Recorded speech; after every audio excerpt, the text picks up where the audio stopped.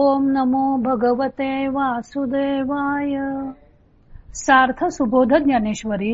लेखन आणि वाचन सौ मनीषा भास्कर अभ्यंकर, महाराष्ट्र, मिरज 416410.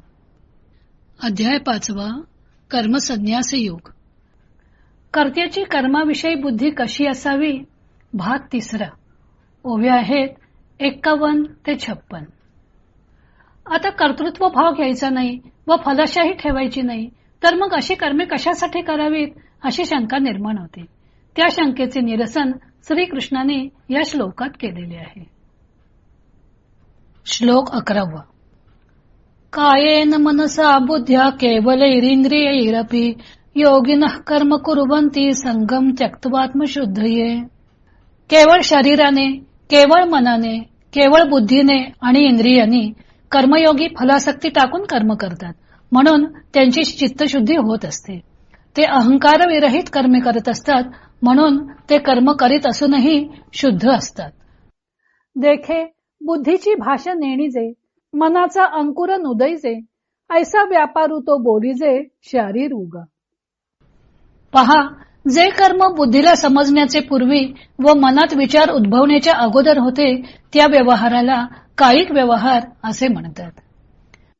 हेची मराठे परियेशी, तरी बाळकाची चेष्टा जैशी, योगिये कर्मे करीती तैशी केवळा तनु. हेच स्पष्ट पाहिजे असेल तर ऐक. ज्याप्रमाणे तान्ह्या मुलाची हालचाल असते, त्याप्रमाणे योगी केवळ शरीरानेच कर्मे करीत असतात. मग पांचभौतिक संचले, जेव्हा शरीर असे निदेले, तेथ मनची राहाटे एकले स्वप्नी जेवी. शरीर हे 5 भूतांचे बनलेले असते. त्यावेळेला ज्याप्रमाणे एकटे मनच स्वप्नात व्यवहार करते, नवला एके धनुर्धरा, तैसा वासनेचा संसारा, देहा होऊ नेदी उजगरा, परी सुख दुःखे भोगी. अर्जुना, एक आश्चर्य पहा. या वासनेचा विस्तार केवढा आहे. ती देहाला जागे होऊ देत नाही, पण सुखदुःखाचा भोग भोगवते. इंद्रियांच्या गावी नेणीजे, ऐसा व्यापारू जो निपजे, तो केवळ गा म्हणीजे मानसाचा. इंद्रियांना ज्यांचा पत्ता नसतो, असे जे कर्म उत्पन्न होते, त्याला केवळ मानसिक कर्म म्हणतात. योगीये तोही करीती, परी कर्मे तेने न बंधी जती, जे सांडिली आहे संगती अहम भावाची. योगी तेही कर्म करतात, पण त्या कर्माने बांधले जात नाहीत, कारण त्यांनी अहंकाराची संगती टाकलेली असते. कर्तृत्व भाव घ्यायचा नाही व फलाशाही ठेवायची नाही, तर मग कर्मे करावीतच कशाला. त्यांचा स्वरूपतः त्याग करणे योग्य होणार नाही का, अशी शंका उपस्थित होते. त्या शंकेला उत्तर भगवंतांनी या श्लोकांमध्ये दिलेले आहे. श्रीकृष्ण म्हणतात की कर्मयोगी लोक चित्त शुद्धी करता शरीराने, मनाने, बुद्धीने व इंद्रियांनी कर्मे करतात. जन्माला आल्यानंतर मनुष्य कर्म न करता एक क्षणभर सुद्धा राहू शकत नाही. पहिल्या श्वासाबरोबरच कर्म चालू होतं, तेव्हा कर्मांचा त्याग होणारच कसा. मनुष्य शरीर, मन व बुद्धी यांनी कर्मे करीत असतो. शरीराने जाणे, येणे, लोळणे वगैरे कर्मे होत असतात. प्रेम करणे, स्वप्ने पाहणे, घाबरणे, आनंदी होणे ही मनाची कार्य असतात. चिंतन करणे, सारासार निवडणे वगैरे बुद्धीची कार्य आहेत. तर खाणे, पिणे, वाचणे, पाहणे ही कर्मे इंद्रिय पातळीवर होत असतात. त्यामध्ये आसक्ती निर्माण झाली की कर्मफळ निर्माण होते व ते बंधात टाकते. त्यामुळे शरीर, मन व बुद्धी यांना आसक्ती सोडून कर्मे करण्याचे वळण लावावे लागते. शरीरातील सामर्थ्य वाढवण्यासाठी जशी व्यायामाची गरज असते, त्याप्रमाणे बुद्धी शुद्ध होण्याकरता आसक्ती सोडून कर्म करण्याची आवश्यकता असते. कायिक कर्मातील आसक्ती सुटली की शरीर विषयांपासून परावृत्त होतं.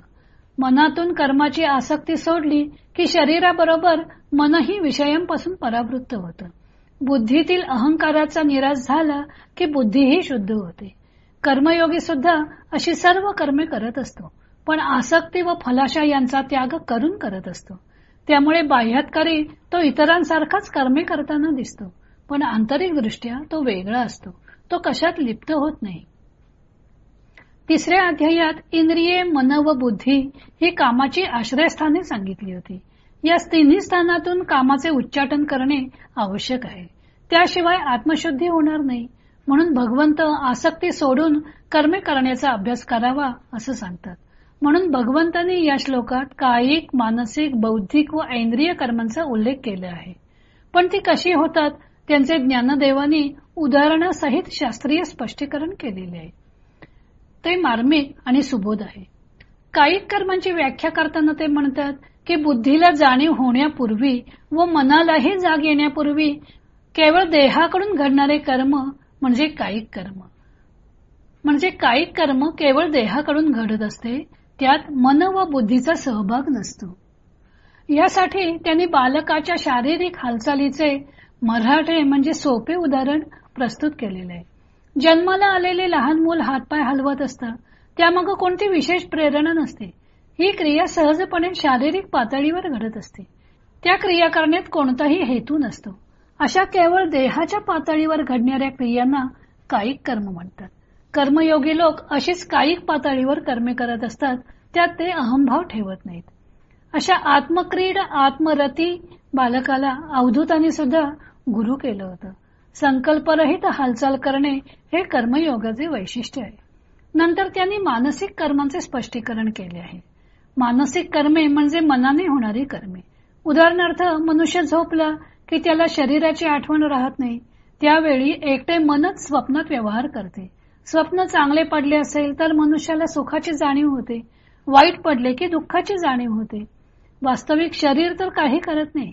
इंद्रिय कर्मापासून निवृत्त झालेली असतात, परंतु मनातील वासना मनुष्याला देहाला जागे न करताही सुखदुःखांचा भोग घडवतात. कर्मयोगी लोक याही मनोव्यापारांचे आचरण करतात, पण स्वप्नातील व्यवहाराप्रमाणे. त्यांनी अहंकाराचा त्याग केलेला असतो, त्यामुळे त्यांना ती कर्मे बंधनकारक होत नाहीत. आता पुढे ज्ञानदेव ऐंद्रिय पातळीवर होणाऱ्या कर्मांचे स्पष्टीकरण करणार आहेत. तो भाग आपण उद्या पाहू.